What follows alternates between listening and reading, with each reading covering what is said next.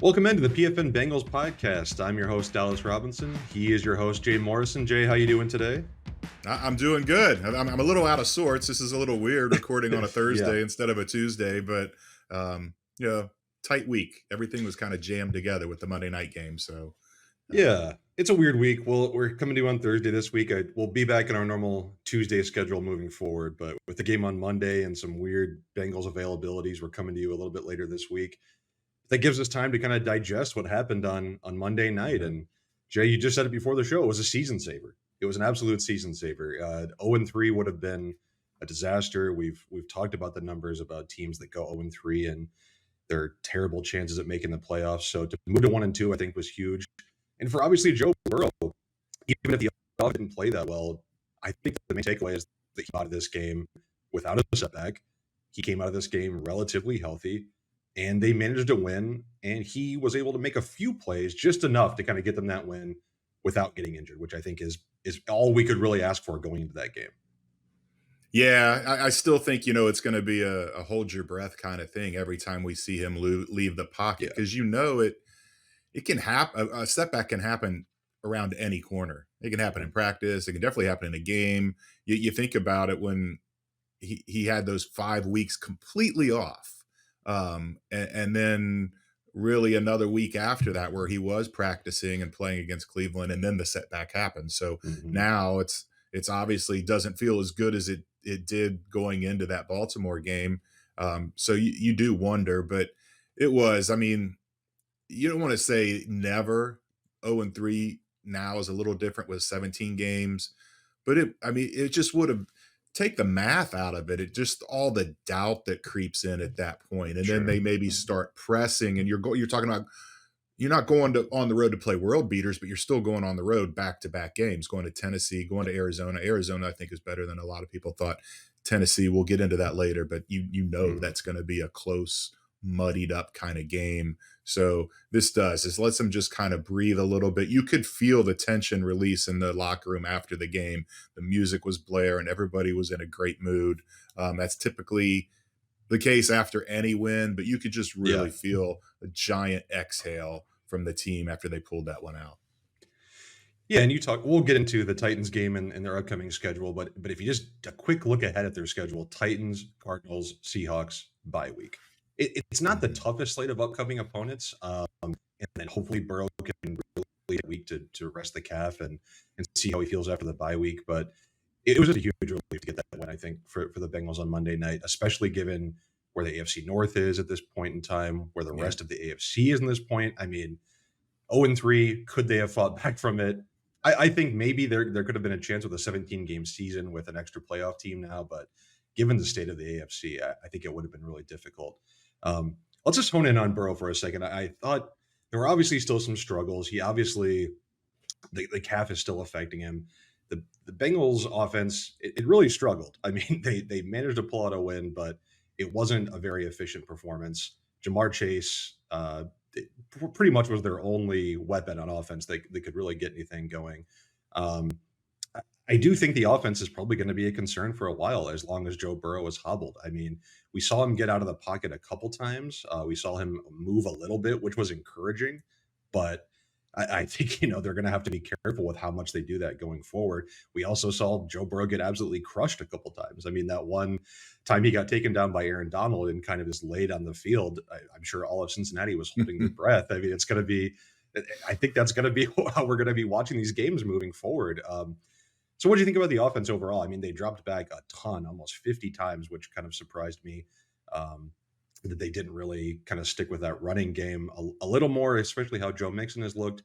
What are your takeaways from the offense and just how you think they'll look going forward, especially as Joe Burrow is trying to get healthy?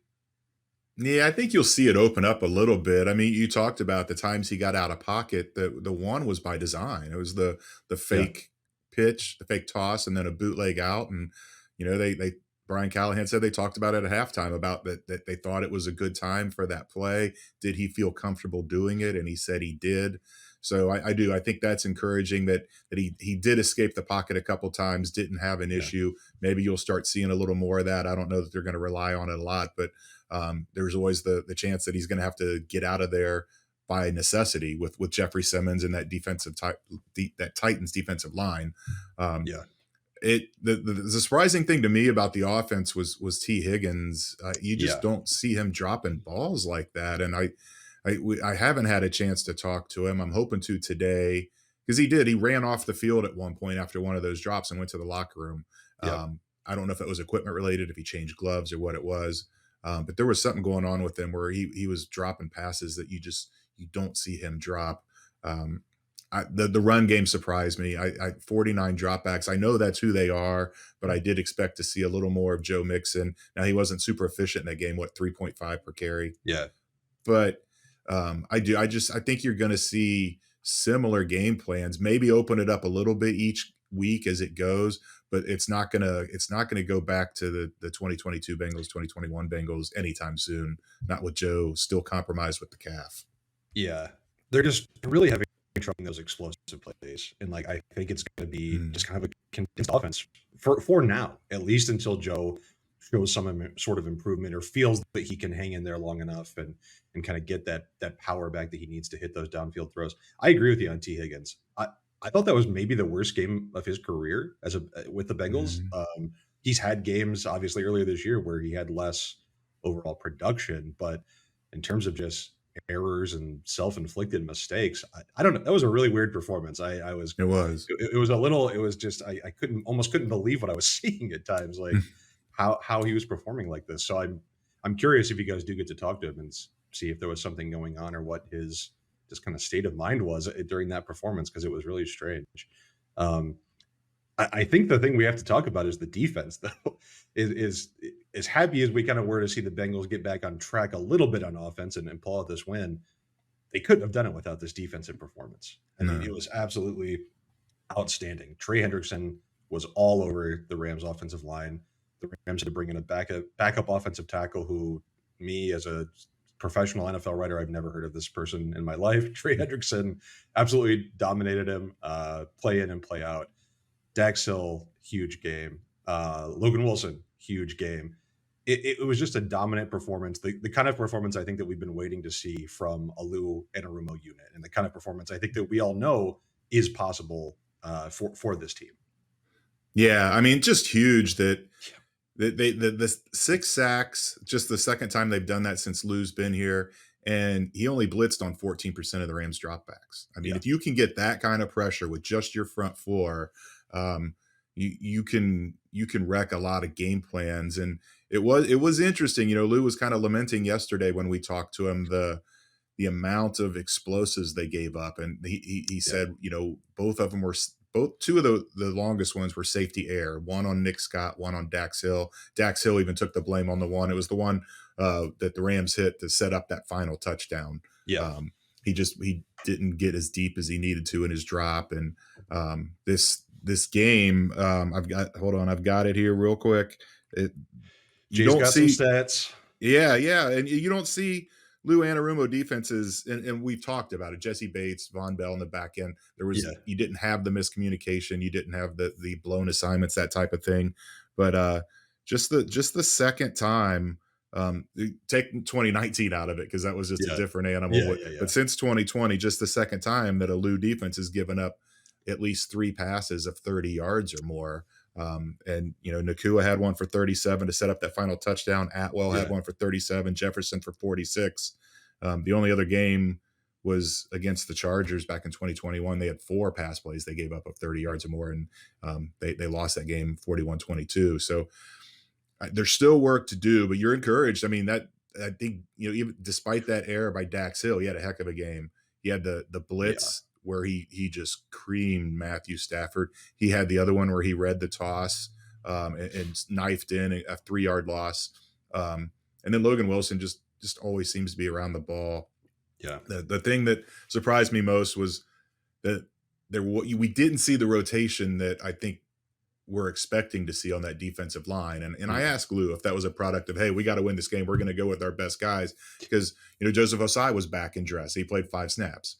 And you have both Sam Hubbard and Trey Hendrickson playing over 80% of the snaps on defense. I don't yeah, think that's sustainable. But it just I was surprised that it looked like that, especially with the amount of pressure they were getting. It seemed like they could give them a series off and get some of the other guys in Mhm. there.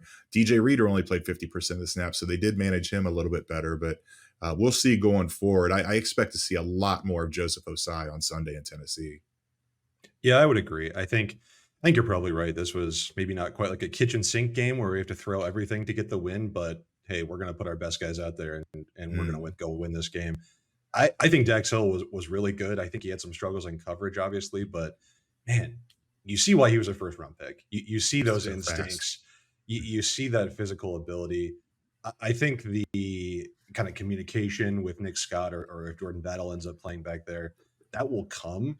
I mean, Dax Hill really didn't play at all during his rookie year. I mean, you have to get some sort of No. experience before that type of communication and recognizability kind of comes to you as you get more experience in the NFL. But in terms of just the physical tools, oh my god, it was unbelievable to watch him on Monday night.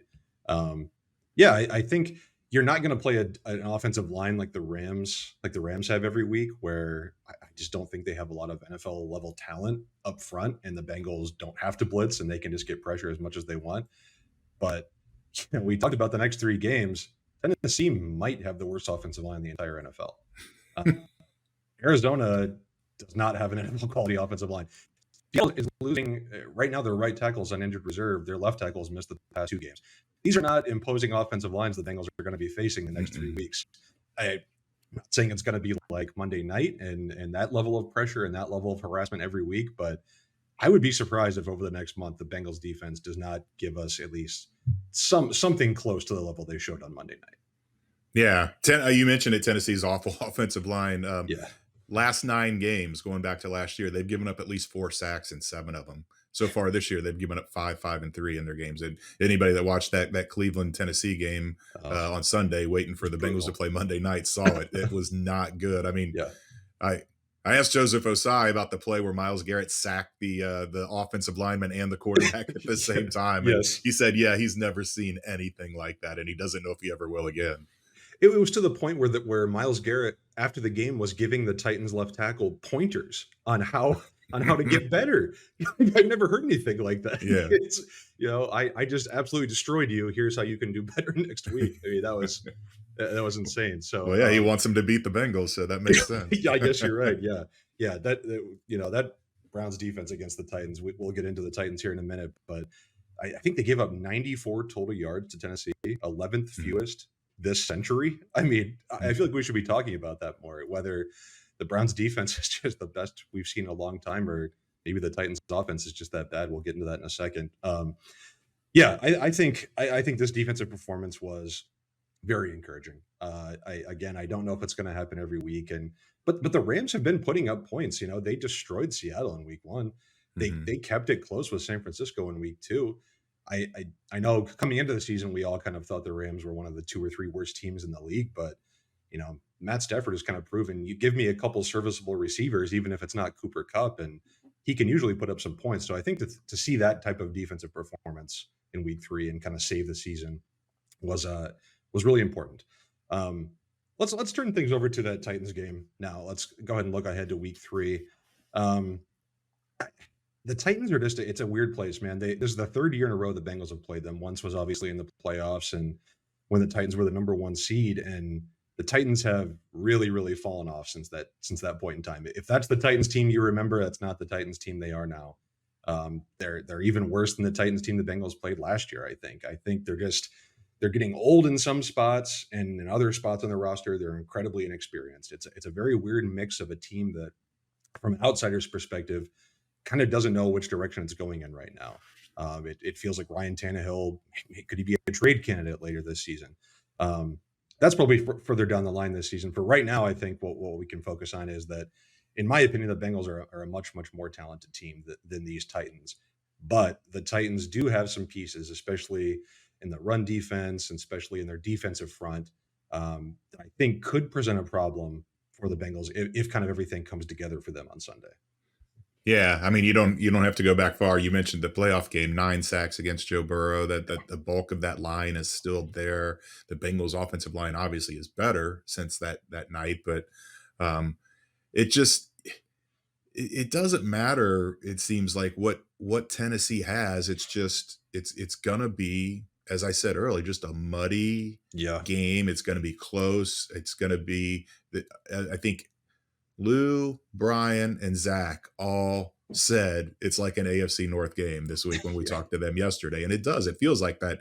They lean on that run game with Derrick Henry. I think even more so this weekend, we're going to see it where you Yeah. mentioned that O line is so bad in pass pro.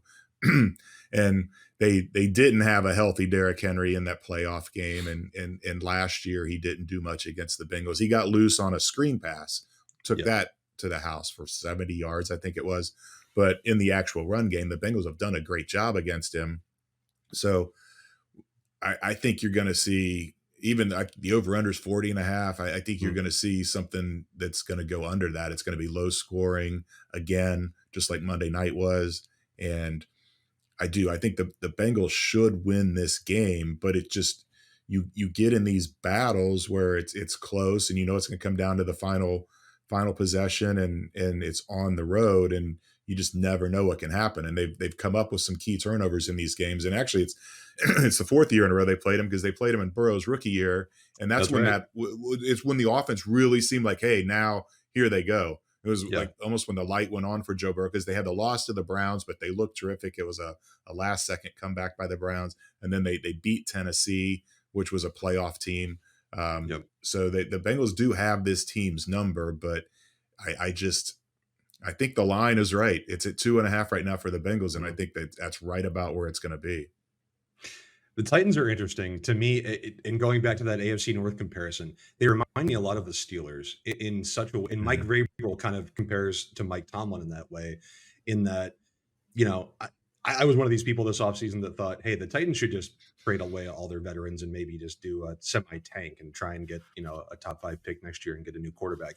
It just doesn't seem like they're ever going to do that. Just like the Mm-mm. Steelers would never do that, right? Like Mike Vrabel, I could see him being one of these guys like Tomlin that like never has a sub 500 record. That even in seasons where they're going to rebuild or reset their roster, we're going to at least try and be competitive and try and not bottom out here and not have our team morale really sink and become a losing organization. That's how I see the Titans kind of. And I think that will kind of play into how they play on Sunday too. Um, I, I think when the Bengals are on offense, I think you have to be concerned about Jeffrey Simmons. I mean, he is maybe not quite Aaron Donald, but he's like right there. He's right there Mhm. in terms of an interior defender who can just bull rush you and power through and get some interior pressure. That quick pressure right up the middle, it can be a problem for Joe Burrow if he's not going to be able to escape the pocket, right? If he can't even have even a second to react, if Simmons is just blowing up Karras or blowing up Volson, who, by the way, Cordell Volson had a zero point 0.0 PFF pass blocking grade against the Rams. I don't know if I've ever seen a zero point 0. I'm not saying PFF pass blocking grades are the be all end all, but zero point 0 is, I'm going to say that's not good. So facing Jeffrey Simmons, if he's lined up on Cordell Volson, I mean, I think that'll be something to watch. But if the Bengals can hold up front, this secondary in Tennessee can be attacked. I mean, we talk about in fantasy football about pass funnel defenses that you really want to target when you have wide receivers and quarterbacks. Tennessee is one of those defenses. They are elite against the run. So Joe Mixon, I'm not expecting a big day, but they just don't have the cornerbacks and they don't have the defensive backs to hold up against these Bengals receivers. Um, the Bengals have struggled to get up explosive plays. We just talked about that. Joe Burrow, his health is going to be a huge factor in that, and how defenses continue to play this Bengals offense with two high shells and cover two. That's all going to be a factor in that. But at the end of the day, the Bengals receivers against the Tennessee cornerbacks, it's absolutely huge mismatch. And I think the Bengals have to find a way to take advantage of that on Sunday. Yeah, and I that will be the plan. I think Mixon's going to be a little more important in the game plan, but I do think that you're going to see T. Higgins bounce back. It's going to be a really interesting matchup with Jamar Chase and Christian Fulton because I Mm, wrote a story about them during that Super Bowl run where uh, their dads are best friends. They are teammates at LSU. Just that yeah, connection that goes back. They didn't really go head to head too much in the playoff game, and then last year Fulton was hurt or Chase was hurt for the game Yeah. when they played at Tennessee. So that's going to be a fun one to watch between guys that have a history with each other. But I Yeah, do and you felt like they Fulton's a little I think he's a little banged up too. He was on the injury report last week, so we'll have to I see don't how think he was that on kinda. yesterday. Yeah, Um, yeah, I think he's okay this week, but he has been a little banged up. and I just think they can attack the middle of Yeah. that Titans defense. If even if they can't get Higgins and Chase open on the outside, Tyler Boyd could have a big day over the middle. Yeah. Be interesting to see where Irv Smith is in his recovery. I thought Tanner Hudson played well and had Yeah. a nice big catch in the 2 minute drive, and he looked good in the preseason. I'm glad to see him getting a chance. Yeah. It didn't seem like that was going to be a role that Drew Sample could fill, or even Mhm. Mitchell Wilcox. So good to see a guy like Tanner Hudson get a role there. Maybe we see some more of him in this game on Sunday. Yeah, I thought it was interesting that we saw Drew Sample as, like, a 3rd down pass protecting back against the Rams too. That was a new wrinkle that I wonder if they'll move forward with that against a team like Tennessee that's gonna have a lot of pressure right up the middle, that if they don't feel good about, Trevion Williams or Chase Brown in the backfield on 3rd downs, that, hey, we'll put Drew Sample back there and let him do what he does best and block people, and he's obviously not gonna be going out for routes out of the backfield. God, I would hope not, but if he can stop a few bodies, I think that was an interesting recall that we saw on Monday night. Yeah, Mixon had a really bad pass pro rep, really lame effort, and I Yeah. think that's when they made the switch and started getting Drew back there to just to have somebody could get in the way and give Burrow Yeah. some more time. Yeah, yeah. I'd be curious to see if that goes if that keeps if that's a strategy they take going forward. Yeah, I think I'm just not that concerned about this Titans offense. They've Derrick Henry has been and the other teams have shown that he can be bottled up, and when he gets bottled up, there's just not a lot else they can do. Ryan Tannehill, I don't think it's all his fault. I think he's actually still a decent quarterback when he has time and has weapons, but DeAndre Hopkins has been banged up all year, like he usually is. He's on the wrong side of 30. Traylon Burks has been banged up too with a knee injury, so he hasn't really been involved. Even their tight end Chico Conquo, who did some things last year at the end of the season, really hasn't done a ton this year. They're just not a very explosive team. There is not a team that really scares you on offense unless Derrick Henry just gets in one of those games where he's not going to get taken down and he's going to go for 150 plus yards. I'd be surprised if that happens against the Bengals. I mean, when that's coming, I think you can do things to mitigate that and say we're going to put all our energy on Derrick Henry, and we don't have to worry as much about these outside weapons and downfield shots. But Tennessee runs a ton of play action. I think that'll be a huge factor in trying to stop that and trying to maintain consistency and not biting on the run and making sure you stay in your passing lanes. But I just don't think this is that imposing of a team. We'll get into our predictions here in a little bit, but I'd be surprised if the Bengals can't, maybe not easily win this game, because I think you're right. It's going to be a dogfight, but it would be surprising if they can't walk away with a win in this. And then where they would be at 2-2 in facing those next two games against Arizona and Seattle, and then a bye week, I think they'd put them in a very good position. Not at the top of the AFC, obviously, with how Buffalo and Miami and Kansas City and other teams in the AFC North are playing. I think it'll take a while for them to kind of get back in the groove and kind of get with those other elite teams. But if they can pull out a win here and be facing two winnable games and then a bye week and be 2-2, I think it'll be a little bit of a season reset, I think, to get back to 500 if they can pull out this win.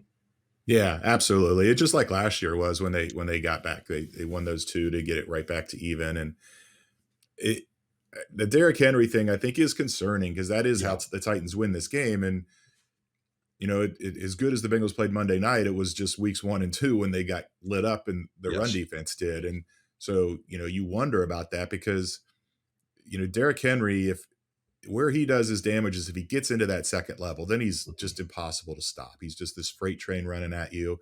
You got DJ Reader in the middle. You would think that there's not a great chance, and then Logan and Jermaine fill in the gaps, and Yeah. it doesn't seem like there's a lot of opportunity for Derrick Henry to break through and get running like that. Are the Titans going to be willing to play the 3-4, the efficiency thing, and just keep pounding him up in there? Um, like I said, we saw it. They gave up all those yards against the Ravens and the Browns.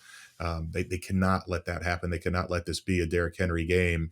No. because, as you said, the pass offense is just nothing frightening at all for any defense. And the Bengals, I think we're going to see Cheeto Awuzie play quite a bit. He's had his Yeah. snap percentage ramp up each week, 53, 58, 73 last week.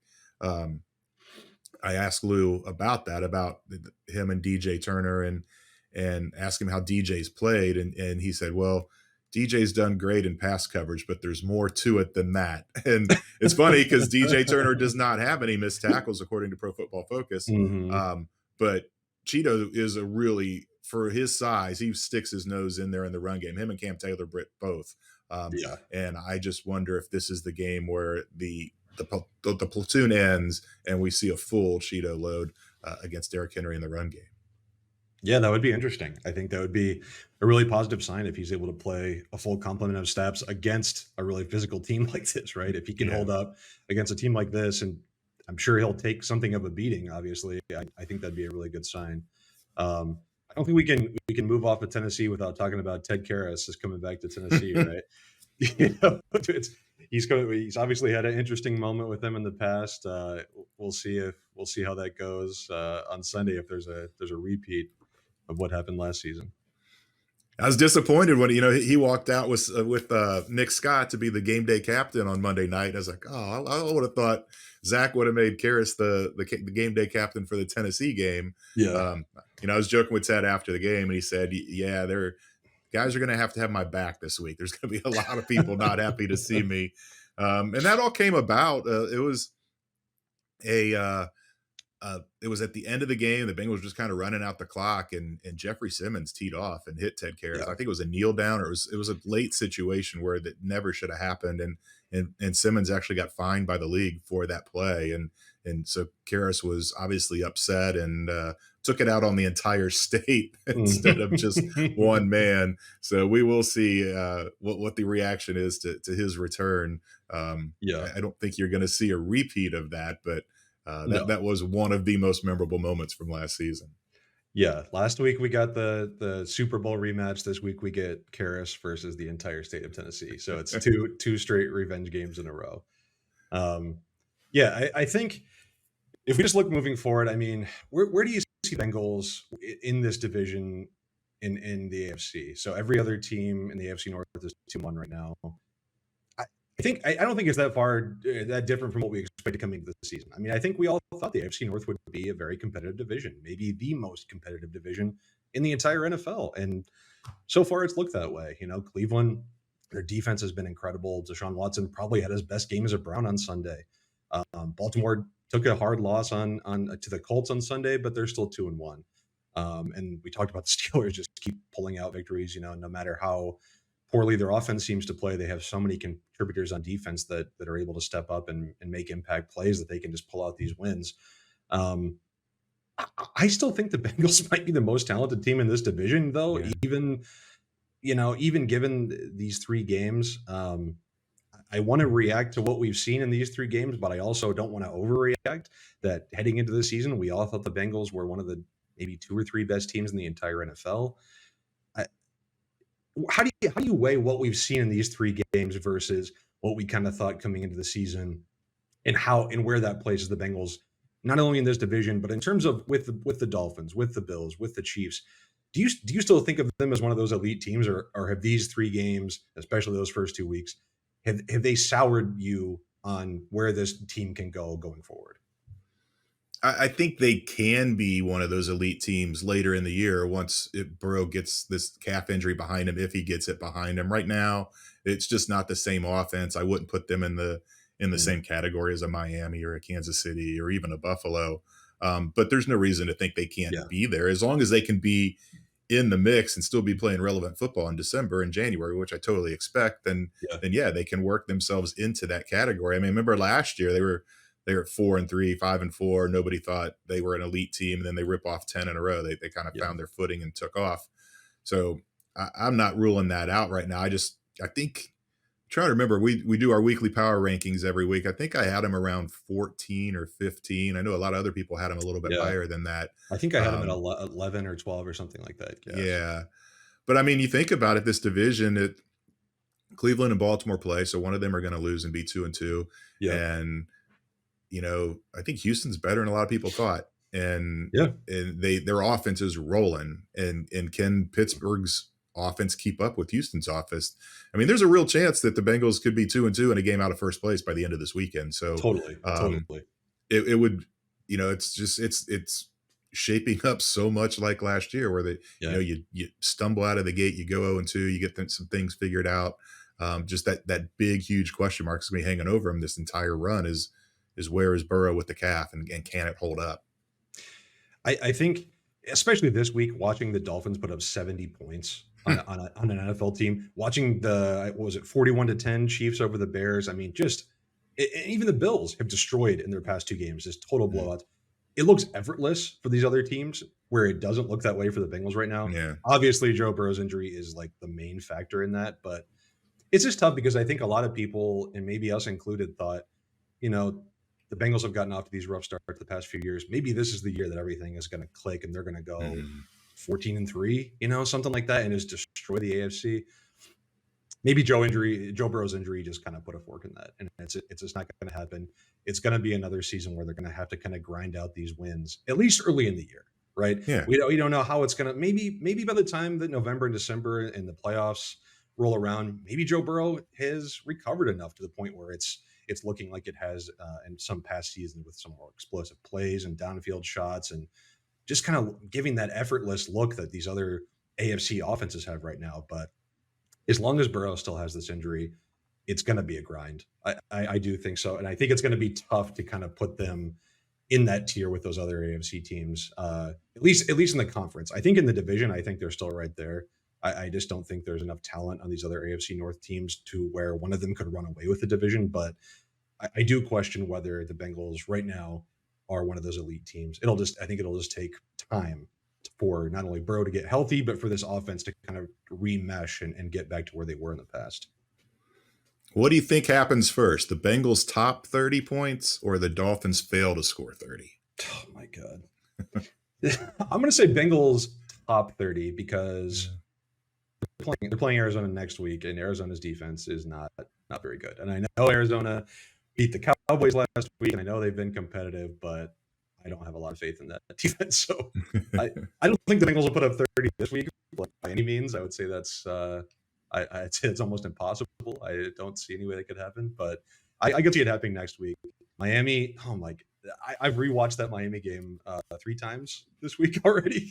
It's like watching a video game. It was absolutely incredible. I've never seen an NFL performance like that. I feel very, very sorry for Broncos fans right now that your team gave up that many points. Yeah, so I think let's go ahead and get into our predictions and our betting for this week. I think we've previewed this game enough. We've kind of given our hints of how we think this game will go.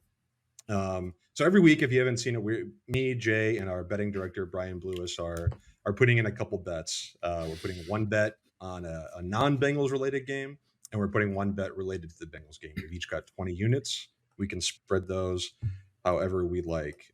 Jay, you want to recap where we're at the moment? Yeah, not good for me. I went 0-2 last week. I had a Chase anytime touchdown. That did not happen. And then I also took the Vikings as a pick 'em against the Chargers. So I lost both my games. I am now at minus 30 units for the season. You, on the other hand, Bengals Rams under 44. You hit it. Got that. Patriots minus 3. You hit that. So That's a good you week. are back to even. You started at minus 20. You are now at 0. And Brian is at 0. He split last week. He had Bills minus 6.5. And then for some reason he took the Bears plus 13.5, and that did not play out too well for him. No. So he's at 0. You're at 0. I'm at minus 30. So I'm not going to panic and go parlays just yet. But I thought about it. Okay. You've got to do something to make your way back up to the top. Yeah, I made a real life bet this week on Jamar Chase anytime touchdown parlay with AJ Brown anytime touchdown. I thought they might get the squeaky wheel treatment on Monday, and didn't happen. AJ Brown came very close on 3 occasions of scoring a touchdown, but that was just more money down the drain for me. All right, I'll go ahead and start with my bets for this week. I don't know. There were a lot of weird lines this week. There wasn't anything that really stood out to me as I could take advantage of. I'm gonna go with Rams -1 at the Colts. I thought about taking the under in this game, or sorry, the over in this game. The over is 45.5 in that game.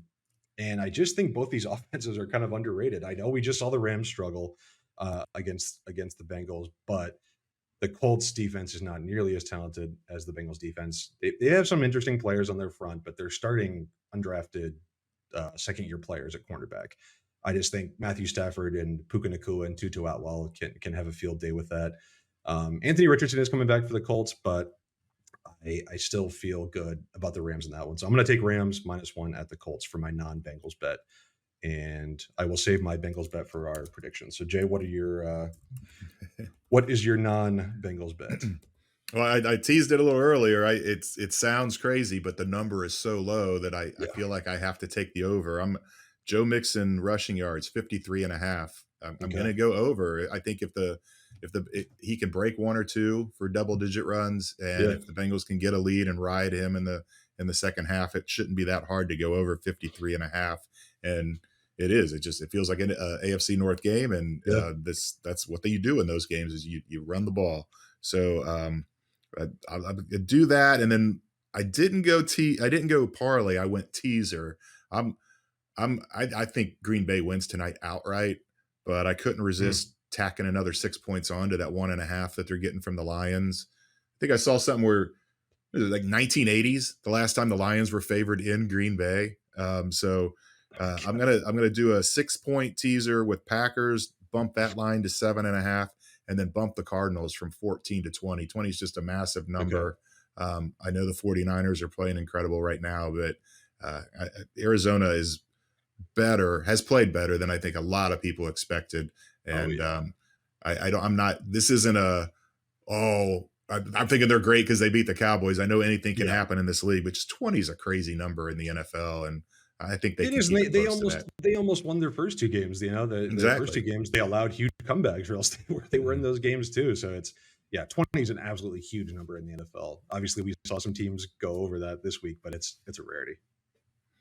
Yeah. And then Brian went with the Jaguars -3.5 at their pseudo home game in London. They're used to that, Yeah. making that trip every year. The Yep. Falcons are not. So I like that bet from him. And then he's on the dead cat bounce with Cowboys -6.5 after that terrible showing against the Cardinals. Okay. Alright. Alright, we'll see how those go. We'll see how those, go. We'll recap those next week. We'll see if Jay can catch up to us at the top of the leaderboards. Alright, so for this Titans game, we've kinda hinted at it. Um, I I think it'll be a dogfight. I think it'll be a grind 'em out type of game, but I just think the Bengals have more talent. And I think if they can create a few explosive plays down the field, I do see a Bengals win. So my Bengals, but the Bengals, the last lines I saw where the Bengals were favored by 2.5. I'm going to take the Bengals, and I'm going to go a final score of Bengals 23, Titans 15. So I think it'll be a little bit of a lower scoring game, kind of a weird score there. Maybe some 2 point conversions or something. Five Um, field goals. 5 field goals. You never. Hey, that actually could legitimately happen. Yeah, I just think the Bengals are too talented. I really don't like Tennessee's secondary. And I think the Bengals will be able to create some shots. I think Trey Hendrickson will have another huge game against this Titans front, this Titans offensive line. It's really bad. It's I can't stress that enough. It might be the worst in the NFL. Maybe 5 players who shouldn't be starting. Honestly, I'm not sure if they have one quality starter on that front. So Bengals defensive line, I think, will have another huge game. So Bengals 23, Titans 15 for me. So is that your bet? The Bengals minus two Yeah, and a yeah, half? Yeah, yeah. yes, yes, Yeah, Trey Hendrickson should have had 4 sacks in that game. I mean, he had yeah, two canceled by penalties, and one was yeah, a non-penalty. They called Sam Hubbard for a face mask when it looked like he just grabbed yeah. the shoulder, and then the other was an offsetting uh, penalties call. I think Cam Taylor Britt was called for defensive Yeah. holding. So yeah, I'm with you. I think it's gonna be another huge game for Trey. I've got a little closer. I'm going Bengals 20, Titans 16. Mm. Same kind of mindset there. I think it's a touchdown for the Titans, and then 3 field goals, Yeah. and the Bengals find a way to get in the end zone. And I don't think they they know they can rely on Evan McPherson, and Yeah. he's always good for 4 field goals. Was close to having 5. But I think they find a way to get a couple touchdowns, and maybe even in the first half. They haven't scored a first half Let's see it. touchdown offensively all year. It's the first time since 2002 they haven't done it in the first 3 games. So they need to stop that streak. They got to get going a little bit quicker. Then you can ride Mixon, and I can cash my win. That's all that really matters, right? It is. Make That's sure that it you is. get your Really, it win. is. That's all that we really care about I here root for me. on this show. Exactly. We're rooting for us and our content and our bets. That's all we really care about. All right. Well, we will be back next week at our usual time on Tuesdays to recap this game. We'll preview week 5. If the Bengals are 1-3, who knows? Who knows where things will stand? If they're 2-2, I think Bengals fans can be a little more confident that this season is back on the right track. So, Jay, anything else before we sign off for this episode? No, just looking forward to Nashville. It's always a fun city. Yeah. I don't think I'm going to stay out as late on Broadway as I have the last couple trips down there. Actually staying out by the airport this time. So try to behave myself a little bit more, be a little bit fresher on game day, but love the food down there, love the music scene, and looking forward to should be, I don't know if it's going to be a thrilling game, but I think it's going to be a close game and a fun one to watch. Yeah, entertaining game at least. Yeah. Please give us a review if you're listening on a podcast platform. If you're on YouTube, please subscribe. Please give us a like. Check out ProFootballNetwork.com. Jay is doing great stuff on the Bengals every day. Adam Beasley on the Dolphins. Jess Navarez on the Cowboys. I'm doing general NFL. We've got fantasy. We've got betting. Anything you could want NFL. ProFootballNetwork.com. Come check us out. PFN Bengals podcast will return next Tuesday. We'll talk to you then.